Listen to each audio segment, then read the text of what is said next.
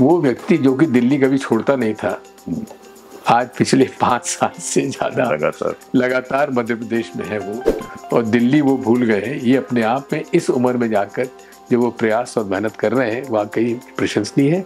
इसमें mind reading की सिद्धि उसमें है, वो माइंड रीडिंग तो करता है और ये कई लोगों में होती है।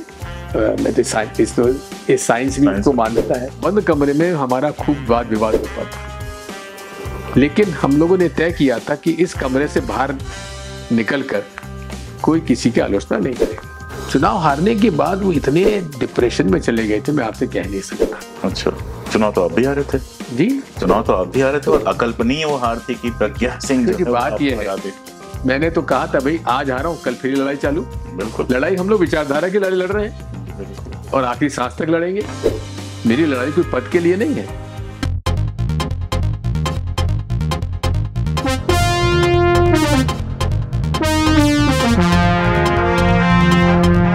नमस्कार। आज खास एपिसोड में हमारे साथ हैं दिग्विजय सिंह जी। परिचय मैं नहीं दे रहा हूं क्योंकि परिचय की कोई जरूरत नहीं है। मध्य प्रदेश के मुख्यमंत्री लोकसभा में रहे, अभी राज्यसभा में हैं और इस समय मध्य प्रदेश में जिस तरह से चुनाव चल रहे हैं, पिछले चुनाव के पहले आपने नर्मदा यात्रा की थी और उसका रिजल्ट हम सब लोगों ने देखा था। पीठ में छुरा फूंका गया, सरकार गिराई गई और दोबारा उसी ताकत के साथ मध्य प्रदेश में चुनाव में लगे हुए हैं। सर नमस्कार और टीसीएच पर आपका स्वागत। नमस्कार। तो पिछली बार जिस तरह से आपने नर्मदा यात्रा की थी और उसके जो रिजल्ट्स हम लोगों ने देखे, इस बार आप लगातार मध्य प्रदेश में वैसे ही सक्रिय हैं। क्या लग रहा है, क्या उम्मीद लग रही है आपको? मैं बहुत कुछ सहमत इससे नहीं हूँ कि नर्मदा यात्रा की वजह से सरकार बनी है। एक फैक्टर था वो, हो सकता है, मैंने इस पर कभी कहते नहीं किया क्योंकि मैंने नर्मदा यात्रा टोटली अराजनीतिक रूप से की थी। यहाँ तक कि मैंने अपना ट्विटर हैंडल भी क्लोज कर दिया था और कोई राजनीतिक मैंने ना भाषण दिया, ना मैंने मीटिंग अटेंड करी। यहाँ तक कि गुजरात के चुनाव चल रहे थे, उन दिनों हम गुजरात में परिक्रमा कर रहे थे। जिस दिन गुजरात में नॉमिनेशन भरना शुरू हुआ, उस दिन हम गुजरात में हमने प्रवेश किया और जिस दिन वोट डलने वाले थे उस दिन हमने गुजरात से निकलकर मध्य प्रदेश पहुंचे। तो ये कहना कि राजनीतिक रूप से हमें सफलता मिली या लाभ मिला, बहुत सारे लोग कहते हैं, आपने भी कहा है, ये हो सकता, इतना जरूर हुआ कि मुझे उन सभी पुराने भूले बिसरे कांग्रेस के कार्यकर्ताओं से संपर्क करने का मौका मिल गया, जो कि घर बैठ गए थे, वो सब बाहर निकल कर आ गए। और यही नहीं है, नर्मदा किनारे की पट्टी जो हम लोग आते रहे, वहाँ हमारे अच्छे नतीजे हैं। जैसे इसको भारत जोड़ो यात्रा से देखें तो अगर राहुल गांधी ने भी जो भारत जोड़ो यात्रा की और आप पूरे टाइम साथ में थे उसमें, तो वो भी कोई पॉलिटिकल यात्रा इस रूप में नहीं थी, कोई राजनीतिक सभाएं तो कर नहीं रहे थे वो। इसको आप वो धार्मिक यात्रा भी नहीं थी, धार्मिक यात्रा तो नहीं थी, तो इसलिए पॉलिटिकली कहेंगे। और एक पूरे देश में जिस प्रकार से नफरत का माहौल है, मैं समझता हूँ कि इससे बेहतर तरीका उस नफरत के सौदागर से के मुकाबला करने के लिए इससे बेहतर कोई तरीका नहीं था जो भारत जोड़ो यात्रा है। और हमें खुद को इतना अंदाजा नहीं था कि इतनी भारी सफलता भारत जोड़ो यात्रा को मिलेगी।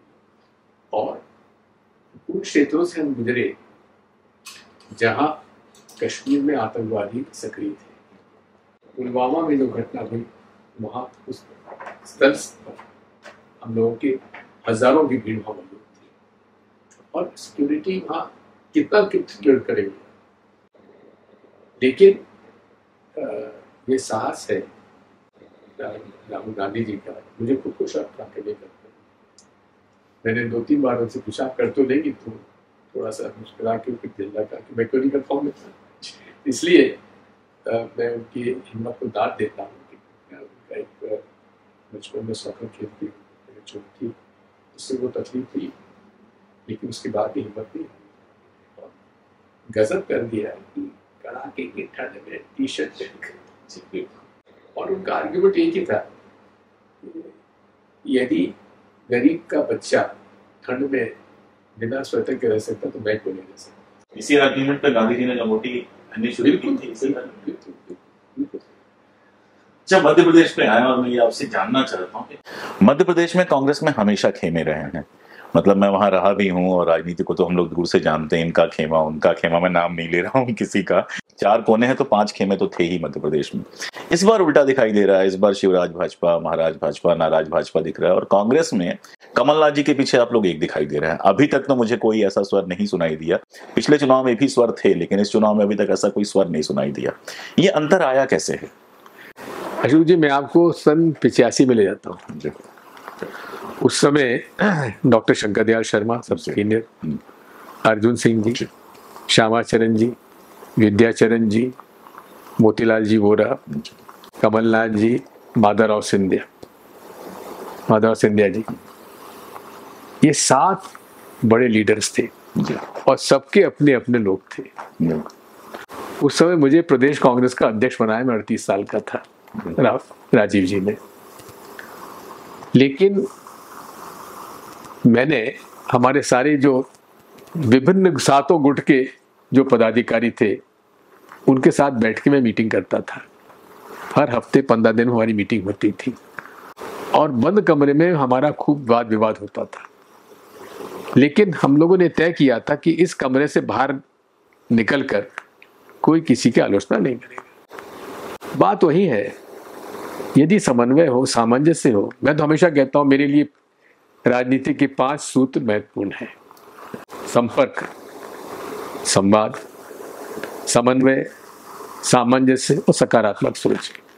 ये 5 सूत्र से के आधार पर मैंने अपनी राजनीति की है। मैं गुट में होते हुए मैंने गुटबाजी नहीं करी। मैं अर्जुन सिंह जी का खासम खास रहा, बिल्कुल, और मैं आज जो कुछ भी हूँ उसमें बहुत बड़ा योगदान उनका है। लेकिन उसके बावजूद भी, उनकी कैबिनेट में रहने के बावजूद भी, मैंने कभी श्यामाचरण जी, विद्याचरण जी के लोगों को नाराज नहीं होने दिया। श्रीनिवास तिवारी जी उनके कट्टर विरोधी थे, उनको मैंने अपना स्पीकर बनाया और 10 साल तक मेरे स्पीकर रहे। बिल्कुल। और श्रीनिवास तिवारी जी का पूरा आशीर्वाद मुझे रहा। लेकिन अर्जुन सिंह जी की महानता थी कि उन्होंने इसको कभी बुरा नहीं माना।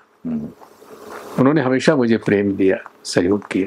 तो इसलिए जो गुटबाजी जो होती है ये मानसिकता से होती है और मेरे में वो बात कभी रही नहीं है। और मैं जो मेरा आलोचक भी है वो भी अगर जीतने वाला है तो मैं उसका सपोर्ट करता हूँ। तो फिर ज्योतिराज जी आपसे इतना नाराज क्यों थे? क्यों पार्टी छोड़ कर चले गए? माधवराव जी के साथ आपने बताया कि उनका ग्रुप था, लेकिन आप लोगों ने अंदर कमरे में मीटिंग करके सुलझा लिया। उनसे क्यों नहीं सुलझाता? माधवराव जी के साथ मेरा कभी विवाद नहीं हुआ, होता भी था तो हम लोग बैठ के निपटा लेते थे। ज्योतिराज जी को की नाराजी मुझ पर हो सकती, मैं नहीं कह सकता, क्योंकि मेरे सामने तो हमेशा बड़े अच्छी तरह से, आज भी मिलते हैं मुझसे अच्छी तरह से। लेकिन उनका नजरिया बदला जब वो चुनाव हारे। चुनाव हारने के बाद वो इतने डिप्रेशन में चले गए थे, मैं आपसे कह नहीं सकता। अच्छा, चुनाव तो आप भी हारे थे जी, चुनाव तो आप भी हारे थे और अकल्पनीय वो हार थी कि प्रज्ञा सिंह जो बात ये है, मैंने तो कहा था भाई आज हारा हूं, कल फिर लड़ाई चालू। बिल्कुल, लड़ाई हम लोग विचारधारा की लड़ाई लड़ रहे हैं। बिल्कुल, और आखिरी सांस तक लड़ेंगे।